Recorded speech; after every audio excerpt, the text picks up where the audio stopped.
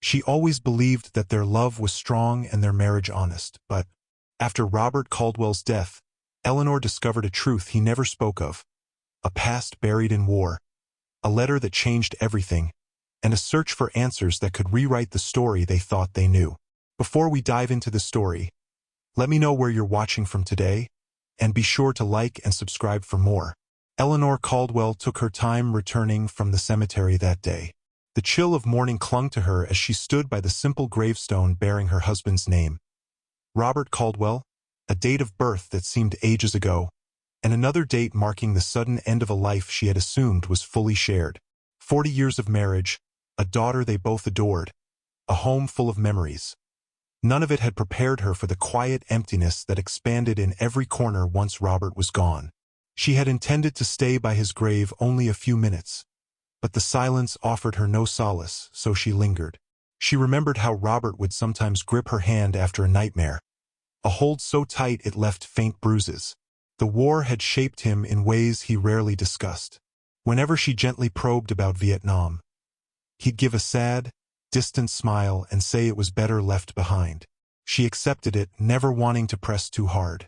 Now, Eleanor stood by the headstone, guilt trickling into her mind. Maybe she should have asked more questions, pushed him to share his hidden burdens. Except it was too late. Robert's secrets died with him, or so she believed. Eventually, she walked back to her car, an aging sedan that Robert used to tease her about. Still running, still as stubborn as she was. She drove home with the radio off, preferring the hum of the engine to any broadcast that might distract her from the swirl of thoughts. The route was familiar. Neat suburban blocks, kids practicing jump rope on the sidewalk, a neighbor trimming hedges. Yet everything felt muted, as though the world had lost a layer of color after Robert's passing. At home, the living room smelled of stale coffee and flowers left over from the funeral. Cards of condolence cluttered the coffee table.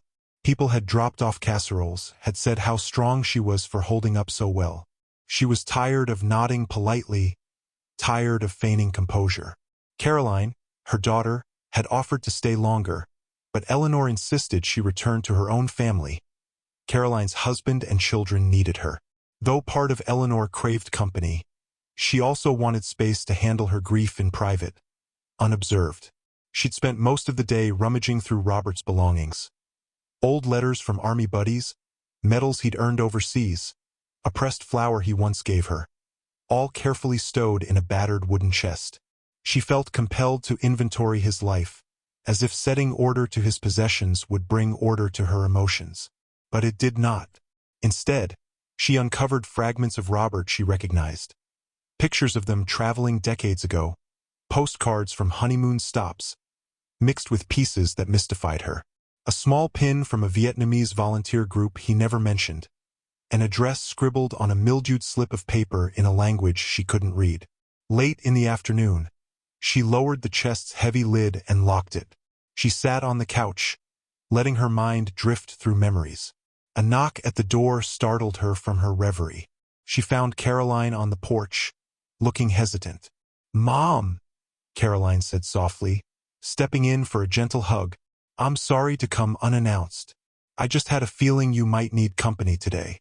Eleanor sighed and thanked her. Caroline's presence, though it risked stirring more tears, also brought a thread of warmth. They sat together, picking at leftover food, exchanging quiet remarks about Robert. They tried to laugh over small recollections.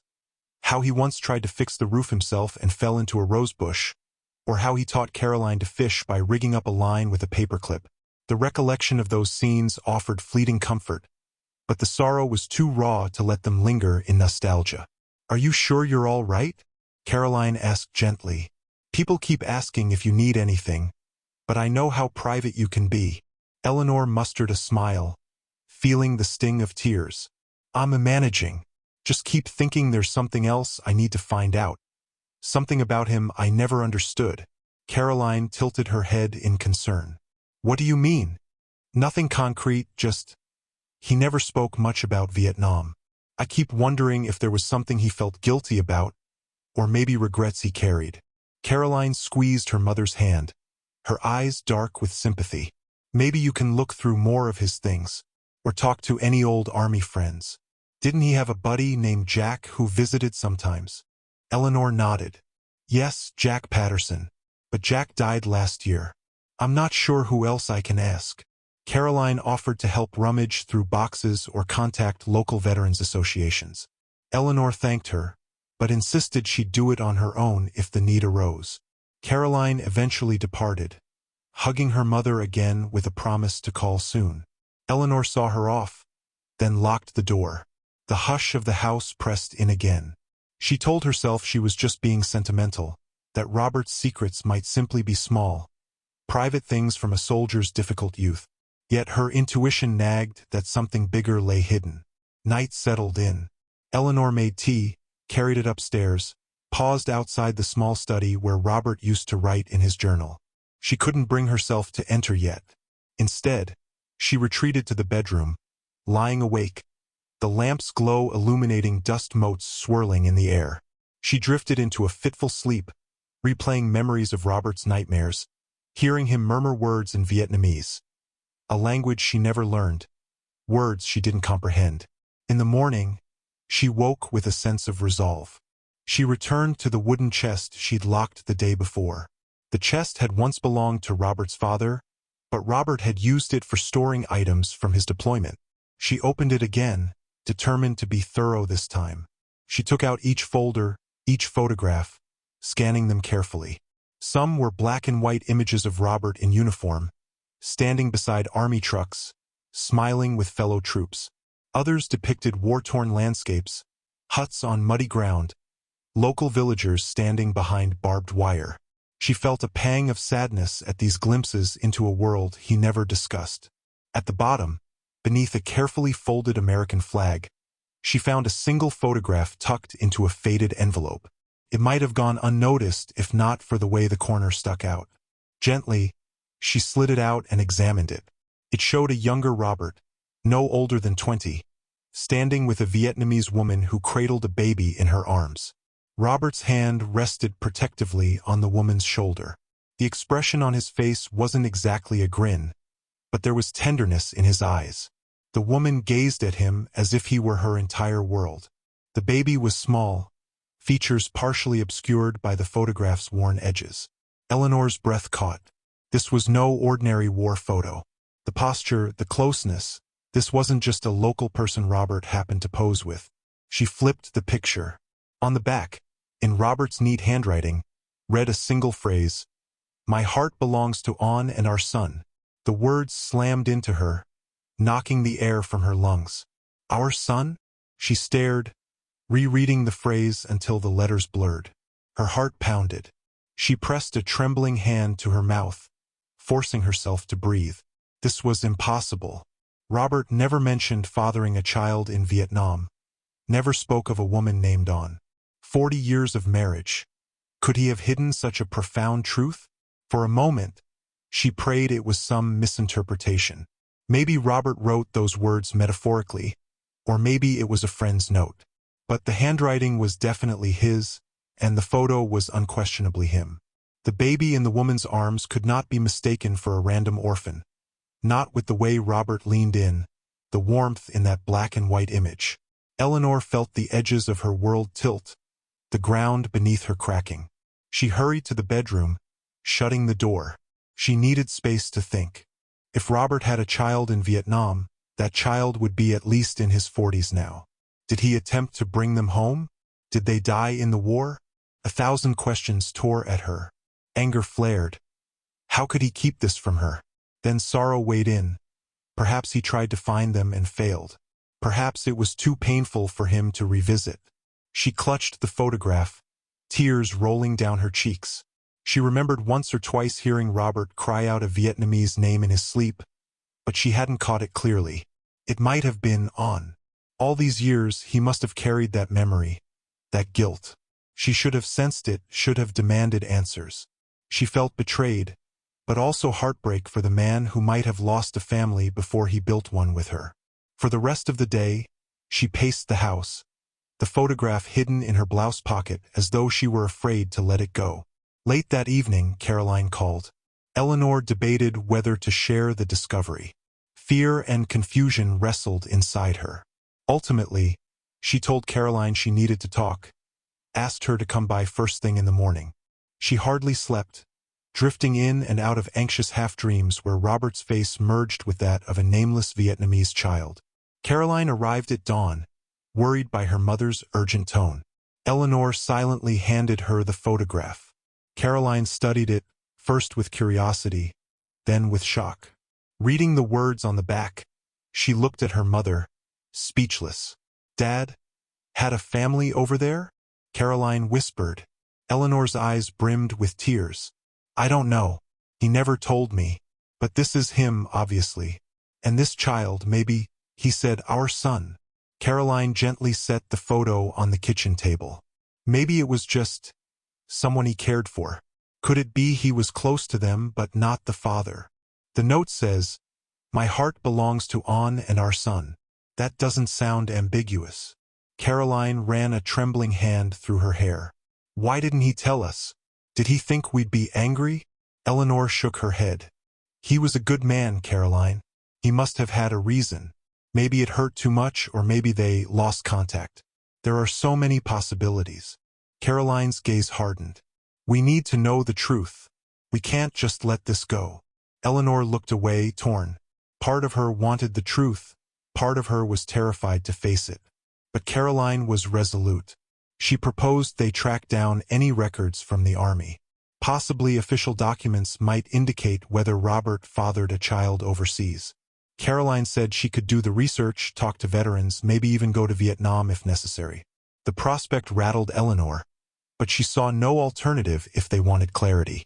They spent the next few days combing through Robert's personal items again, searching for additional clues. They found an old letter, half in English, half in Vietnamese, but it was too tattered to read fully. The postmark date was from 1973, referencing the tail end of Robert's service. They discovered references to An in a small diary entry, but the pages were largely blank. The single entry read, "An and the baby. My mind can't let them go. I must find a way." Then it ended, as though Robert had abruptly stopped writing. That snippet confirmed he had carried their memory, possibly for decades. Each revelation left Eleanor more torn between anger at the secrets and heartbreak for what Robert endured. Caroline grew determined, spending late nights online, contacting archives, emailing old veterans forums, searching for anyone who might have served with Robert.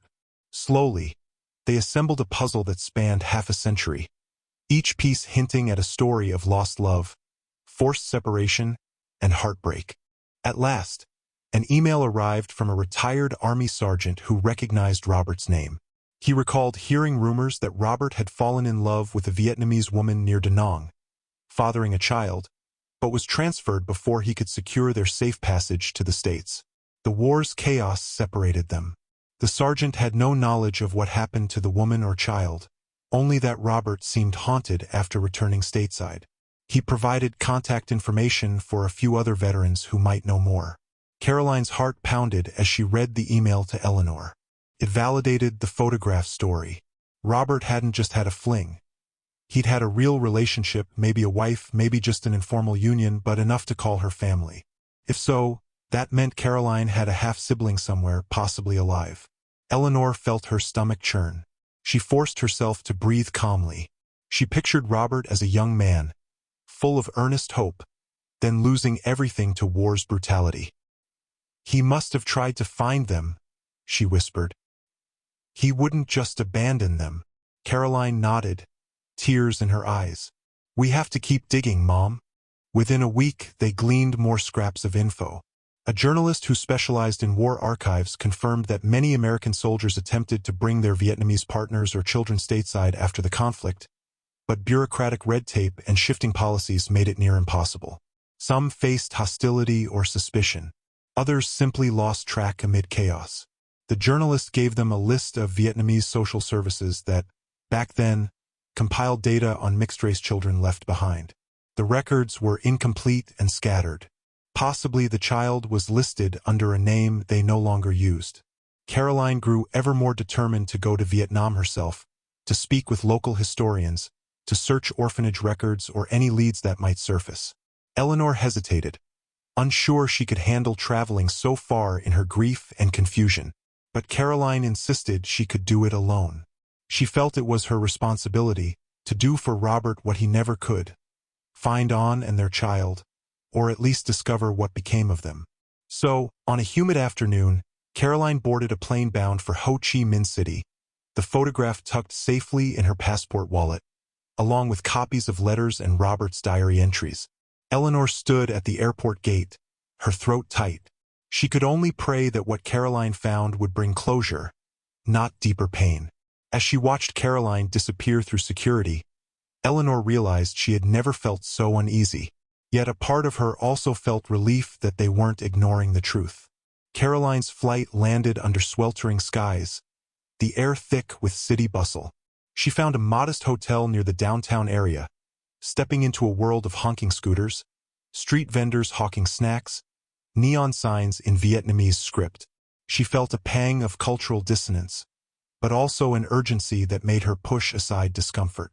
The next morning, she visited a local war archives office, presenting them with the photograph and explaining her father's background.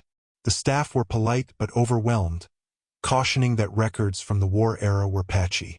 They directed her to a historian named Mr. Tran who specialized in American Vietnamese families separated by the conflict. Meeting Mr. Tran in a cramped library, Caroline found him welcoming. He examined the photograph, nodding gravely. Many children fathered by American soldiers were called Amerasians, he explained. Some faced severe discrimination. Others tried to immigrate to the U.S. after the war, especially during the Amerasian Homecoming Act, but not everyone succeeded. Do you have any name for the child beyond what's on the photo? Caroline shook her head. Only that the mother's name was on. The baby might have been born around 1971, maybe earlier. My father's name was Robert Caldwell. He apparently tried to find them but never could. Tran sighed. We can check old refugee rosters, Catholic orphanage records if the mother died, or she might have ended up in a different part of the country after the conflict. Did your father keep any paperwork about attempts to bring them over? Caroline showed him some scanned letters from Robert's war chest, partial references to legal petitions, but incomplete. Tran took careful notes, promising to contact his network of genealogical researchers. He warned it might be a long shot. Caroline thanked him, leaving with a swirl of hope and anxiety.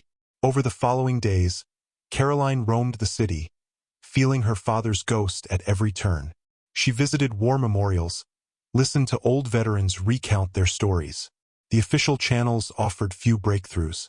But one evening, she overheard a rumor in an ex-soldier's bar about a man who specialized in reuniting families. Approaching him seemed shady. He was rumored to charge high fees and move in questionable circles. But Caroline's desperation outweighed caution. She met him in a dimly lit cafe. He introduced himself as Bao, a middle-aged Vietnamese man with a friendly but guarded demeanor. She explained her situation, showing him the photo. He studied it silently.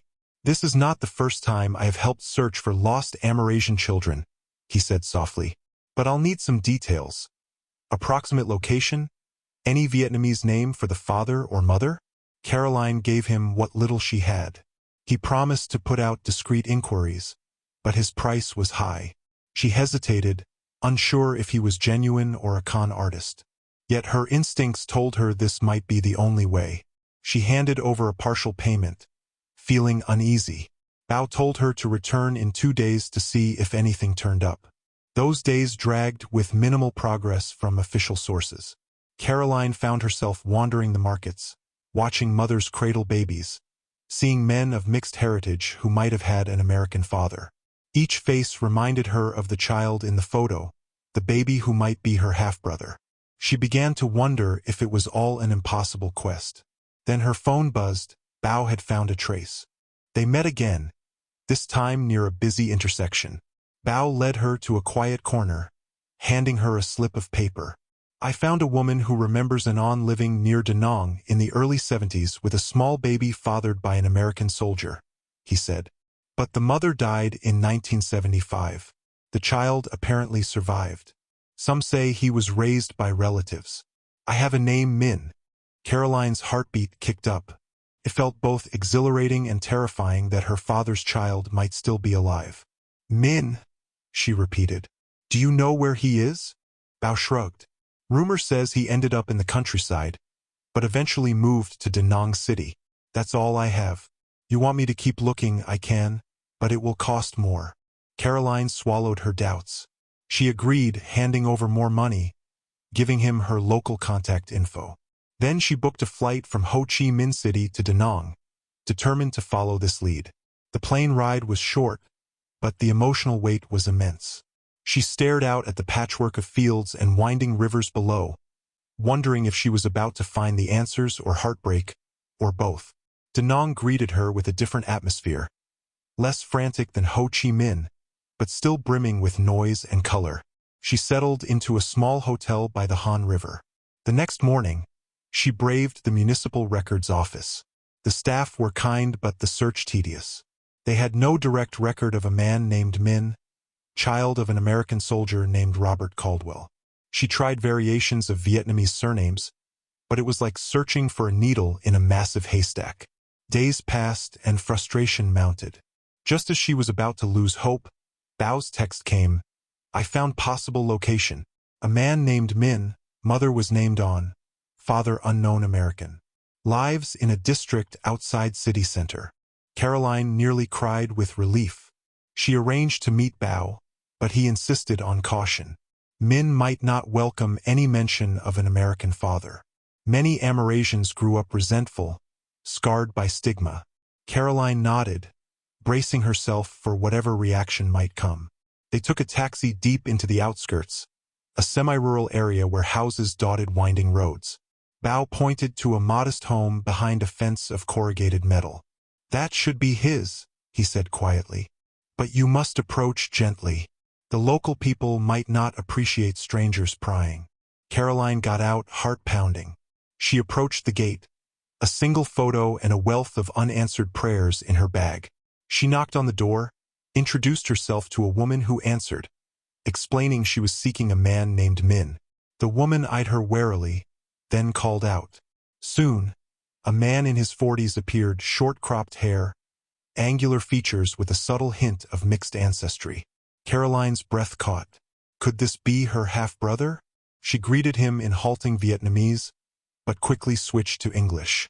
Through a combination of languages, she explained her father's name was Robert Caldwell, that he had a relationship with a woman named on decades ago, resulting in a baby. Min's expression darkened. He demanded to know why she was bringing this up after so many years. She offered the photo showing Robert as a young soldier. Min stared at it, jaw clenched, face betraying turmoil. My mother's name was on, he said quietly. She told me my father was an American soldier who left us. He never came back. Caroline's voice shook. He tried to find you, truly. We have proof. He left behind diaries, letters that were never delivered, references to repeated attempts to return. I'm not here to upset you. I just want you to know he never forgot you. He died recently, and we discovered this photo. Min glared. If he cared, why no letters? Why no visits? My mother struggled until she died, and I was seen as an outcast, a half-American nobody. His knuckles were white around the photo. Caroline's chest tightened.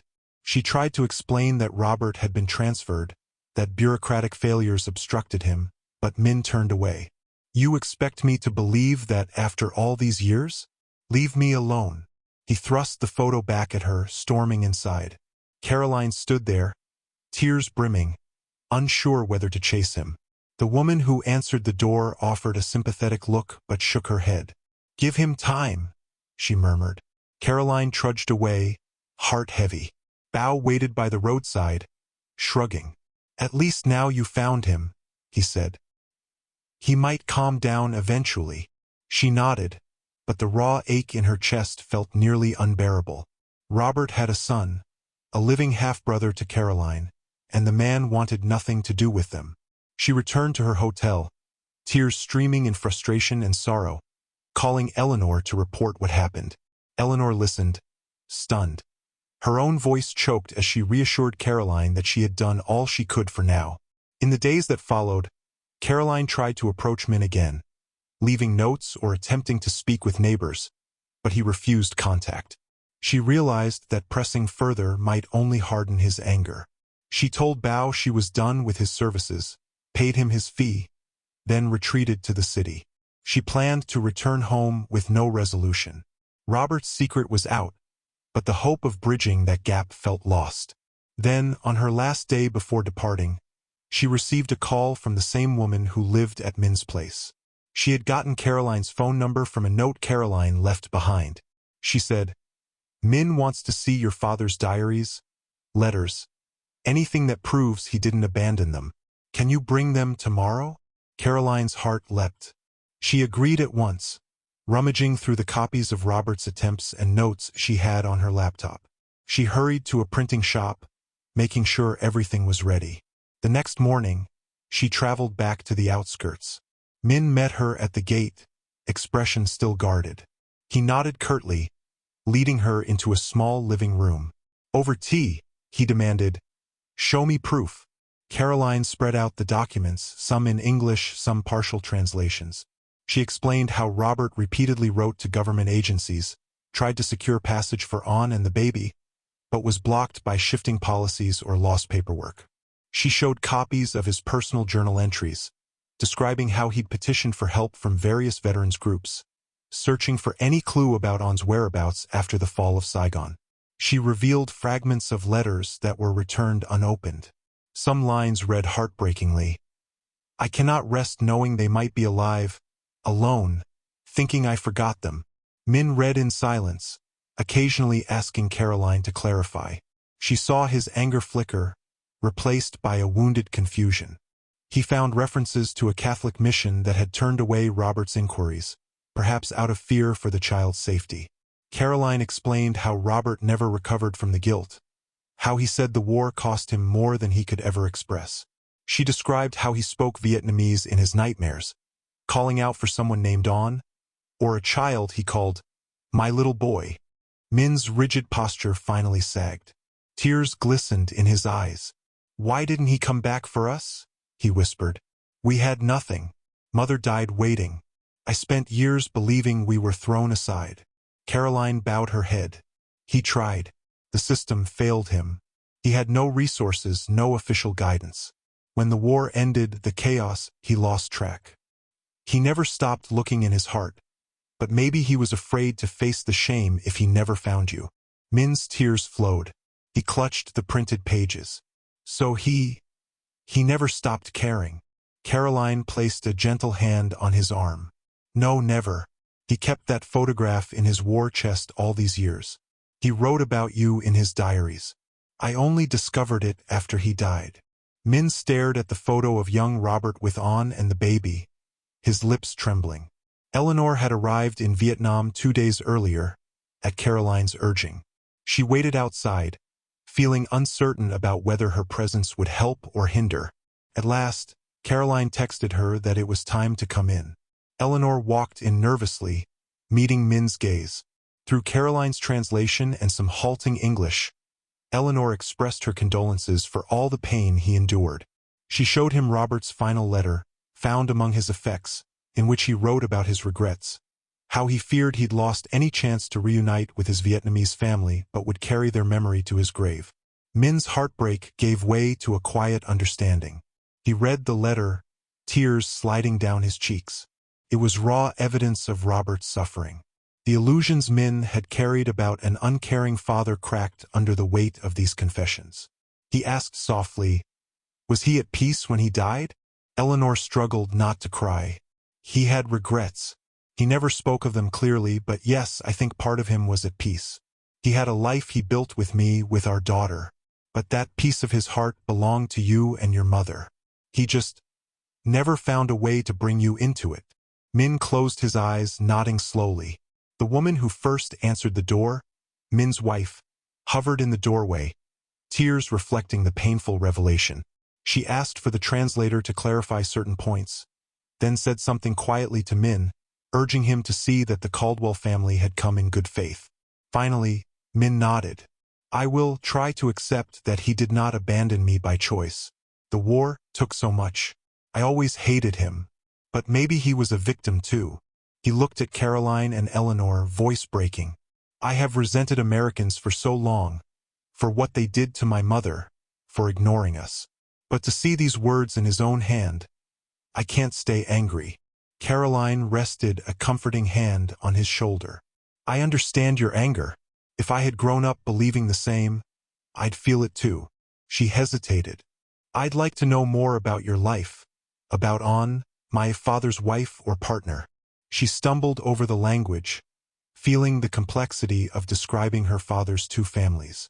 Min took a shaky breath. My mother. She was a gentle woman.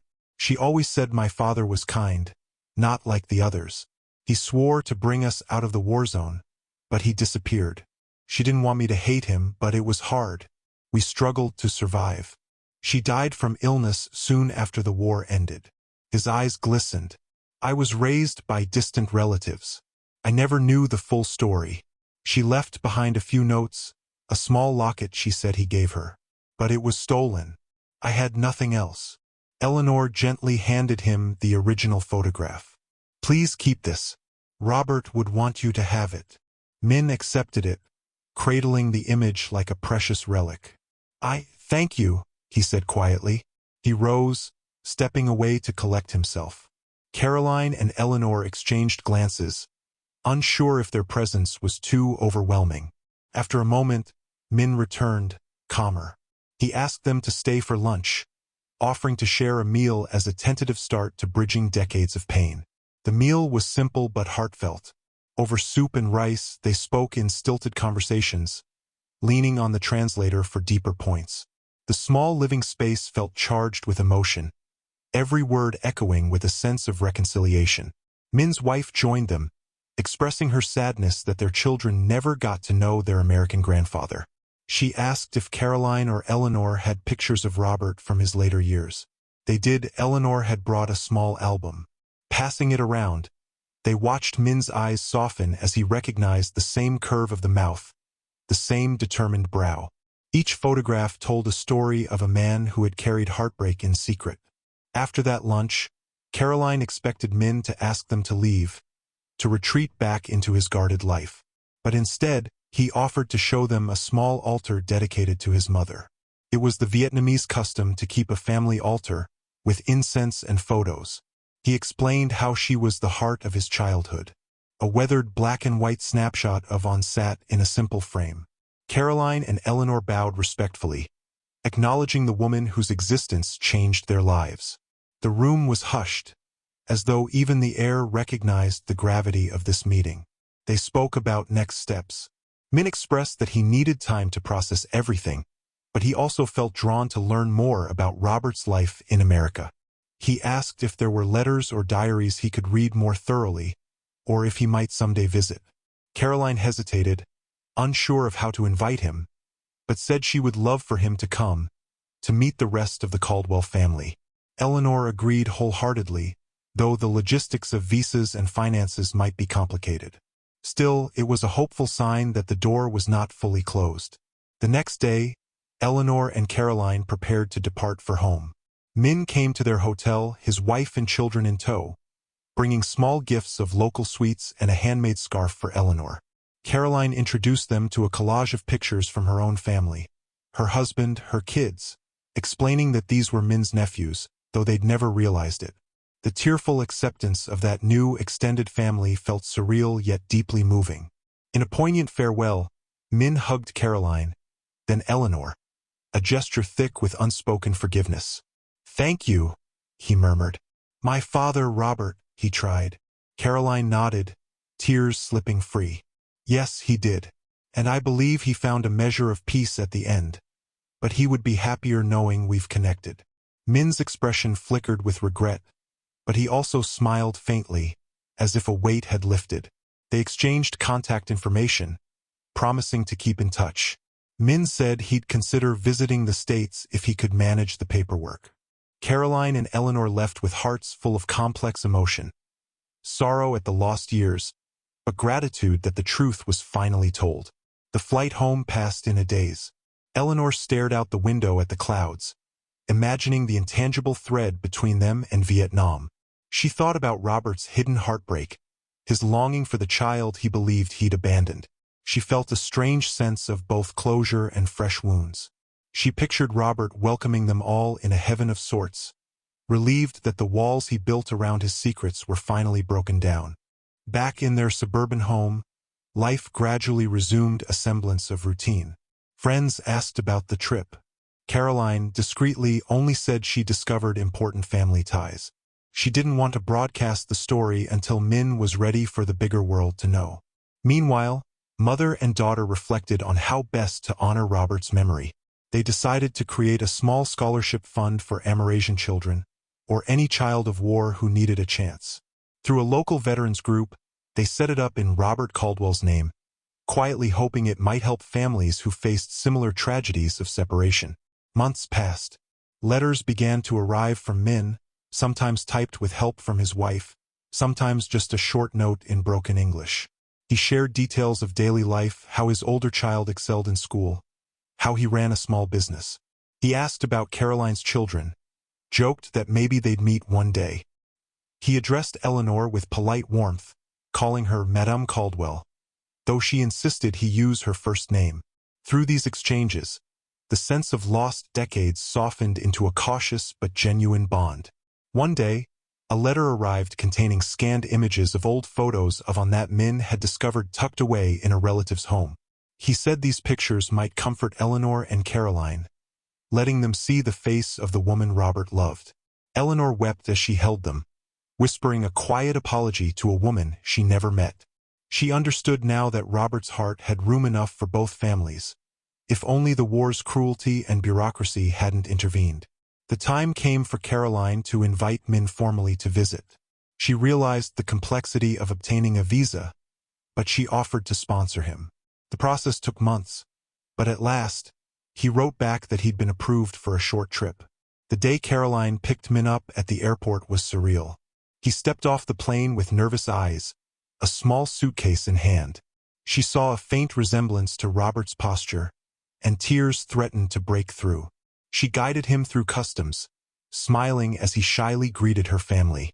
Min stayed in Caroline's home, meeting her children, who stared wide-eyed at this new uncle from across the world. He was gracious, though clearly overwhelmed by the cultural differences. The day he visited Robert's grave was deeply emotional.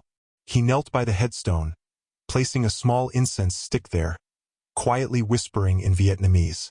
Eleanor watched from a short distance, tears in her eyes, sensing that father and son were at last spiritually reunited.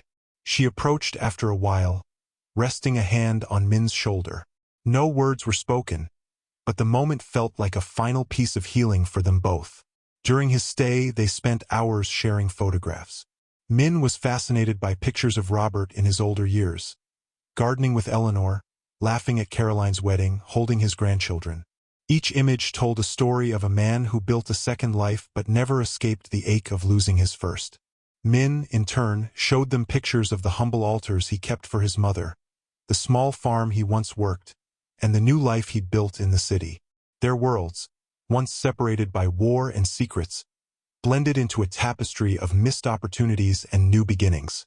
Shortly before Min flew back, they organized a quiet memorial service for Robert, inviting a few close friends who knew about the war. Min lit incense, placed the old photograph of Robert on, and the baby on a small stand. It was a tribute to the unity of the past and present. Eleanor spoke softly about her love for Robert, her regret that she never got to meet the woman he once cherished. Caroline thanked everyone for helping them piece together this hidden chapter. It wasn't a grand ceremony, just a heartfelt acknowledgement of truth, sorrow, and forgiveness. By the end of Min's visit, tension had eased into a sense of family. He hugged Eleanor warmly, calling her Mother Eleanor, a gesture that made her weep with gratitude.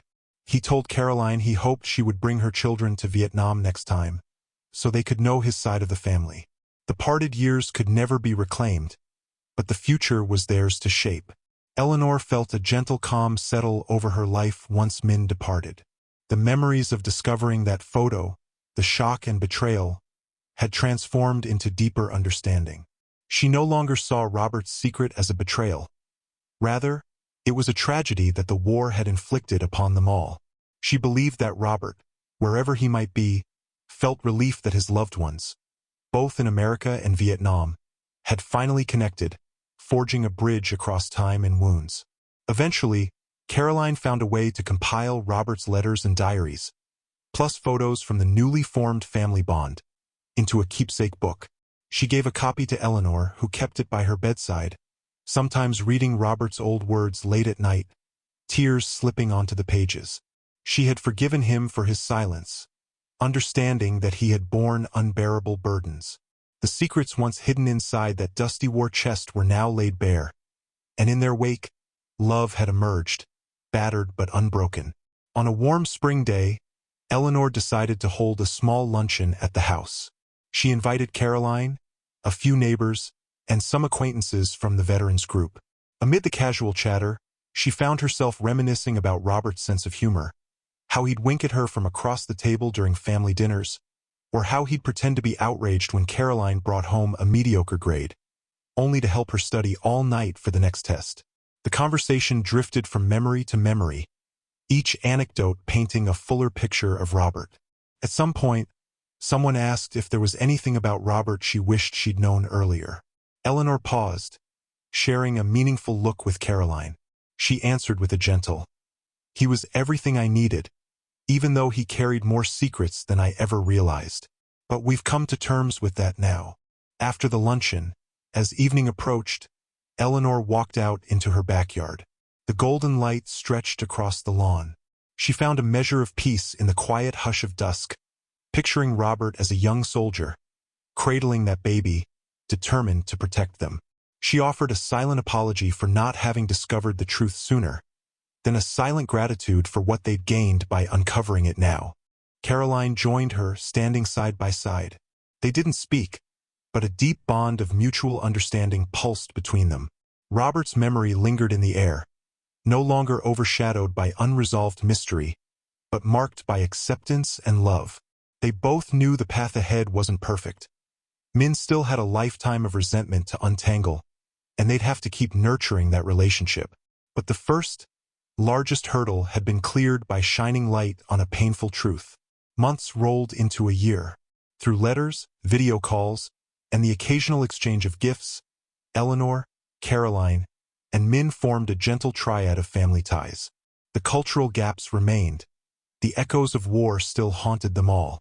Yet the photo that once caused heartbreak now symbolized a connection they cherished. Where once had been a hidden corner of Robert's life, there was now a slowly blossoming sense of belonging.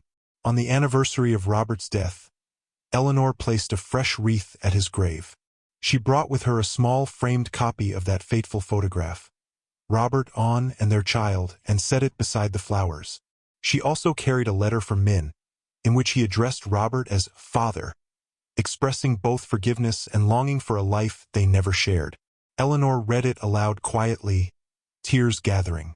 The words were full of gratitude for the love Robert had shown in his diaries and letters, for the paternal devotion she and Caroline had shared, and for the effort to unite them at last. She believed Robert's spirit would feel comfort, knowing his legacy now included acceptance from both sides of his family. In that moment, a breeze stirred the grass by the gravestone.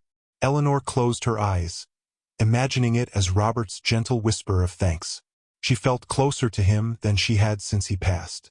The final walls of secrecy had crumbled, replaced by the open arms of truth and unity. If war had once severed them, love and perseverance had rejoined them across oceans of time and heartbreak. Caroline approached, placing her hand on her mother's shoulder. She too carried her own sense of closure, no longer riddled with confusion over her father's silence. The puzzle was complete enough. They'd never know every detail, but they knew enough to understand his motives, his heartbreak, and his efforts to redeem the past. That was enough for them to find peace. Afterward, they walked back to the car, the framed photograph in Eleanor's hands. She decided she'd hang it in a place of honor at home, alongside pictures of Robert in his later years, so that anyone who visited would understand the full scope of his life. She no longer feared the questions it might raise. She welcomed them. It was a story of war, loss, and hidden devotion, culminating in a chance for reconciliation. She believed such stories needed to be told. In time, as Caroline's children grew older, they too learned of their mysterious uncle in Vietnam. They wrote him letters, excited at the prospect of having cousins on the other side of the world. Dreams of a future visit lit up the possibilities. The Caldwell family, once an ordinary suburban clan, now spanned continents and cultures, forging a new chapter in their lineage. Eleanor recognized that Robert's secret had once threatened to shatter her memories of their life together. But ironically, discovering the truth made her love for him deeper, because it revealed the magnitude of his sorrow and the lengths he'd go to right a wrong. She still felt pangs of regret, wishing she could have known, wishing she could have comforted him in his guilt. But she settled for believing that, at least in his final days, he cherished the family he had while still praying for the family he lost. And so, the story of Robert and their son became a living testament to the power of truth. The photograph that had lain hidden for decades was no longer a symbol of betrayal, but rather of a love that transcended borders and overcame half a lifetime of silence. As the years slipped by, Eleanor and Caroline carried that photograph with them, passing on its legacy to the next generation, letting them learn from a past that was both painful and hopeful. In quiet moments, Eleanor would run her fingertips over the photo, tracing the outline of On's face, imagining the unborn future she and Robert never got to share. Yet in the hush of her home, she felt a certain contentment, believing that all those souls, Robert, the child who became Min, were connected at last, each forgiven, each understood. The war chest now lay open, its secrets freed, and in their release, they found the seeds of healing. Thanks for watching till the end. If you enjoyed the story, give this video a like if you haven't already and subscribe for more.